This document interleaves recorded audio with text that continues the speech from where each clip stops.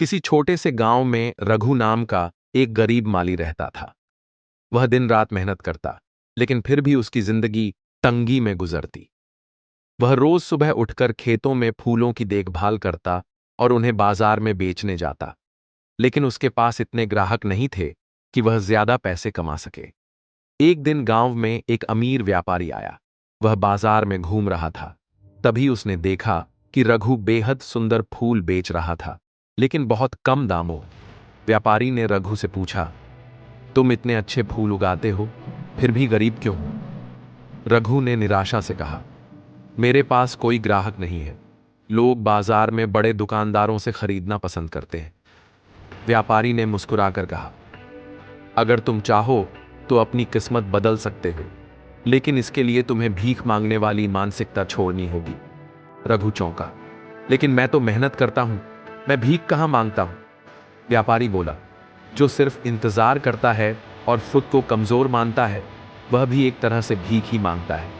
अगर तुम अपने फूलों को एक अलग अंदाज में बेचो तो तुम्हारे ग्राहक बढ़ सकते हैं। रघु को यह बात दिल से लग गई। वह रात भर सोचता रहा कि ऐसा क्या करे जिससे उसके फूलों की कीमत बढ़ जाए। नई सोच, नई शुरुआत। अगले दिन रघु ने एक नया तरीका अपनाया। वह अपने फूलों को आम तरीके से नहीं बेचता, बल्कि उन्हें खूबसूरती से सजाकर सुख शांति के फूल नाम से बेचना शुरू किया। वह हर ग्राहक को एक फूल देते समय कहता, यह सिर्फ फूल नहीं, खुशबू और शांति का संदेश है। इसे अपने घर में रखो, इससे प्यार और सकारात्मकता आएगी। धीरे धीरे लोग उसके फूलों की तरफ आकर्षित होने लगे। वे सिर्फ फूल नहीं, बल्कि खुशबू और शांति खरीदने लगे। अब रघु की दुकान मशहूर होने लगी। लोग दूर दूर से उसके फूल खरीदने आते। कुछ ही महीनों में उसने अपने खेत को एक फूलों के बगीचे में बदल दिया। वह अब सिर्फ बाजार में नहीं, बल्कि बड़े शहरों में भी फूल भेजने लगा। सफलता की चाबी 1 साल बाद वही व्यापारी फिर से गांव आया।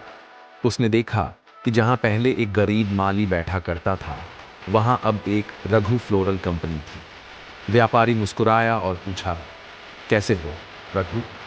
रघु ने हंसते हुए जवाब दिया, आपकी एक बात ने मेरी जिंदगी बदल दी। मैंने सिर्फ फूल नहीं बेचे, बल्कि उनकी खुशबू और एहसास बेचे। अब मैं एक सफल फूल व्यापारी हूँ। व्यापारी ने कहा, यही तो असली व्यापार है। जब तक इंसान खुद को छोटा समझता है, तब तक वह छोटा ही रहता है। इससे हमें यह सीख मिलता है कि सिर्फ मेहनत नहीं, सही सोच भी जरूरी है। अगर हम अपनी चीजों को सही तरीके से पेश करें तो उनकी कीमत बढ़ सकती है। सफलता के लिए खुद को बड़ा समझना जरूरी है। जो भी काम करो, उसमें एक अलग पहचान बनाओ। तो सोच बदलो, तरक्की खुद ब खुद मिलने लगेगी।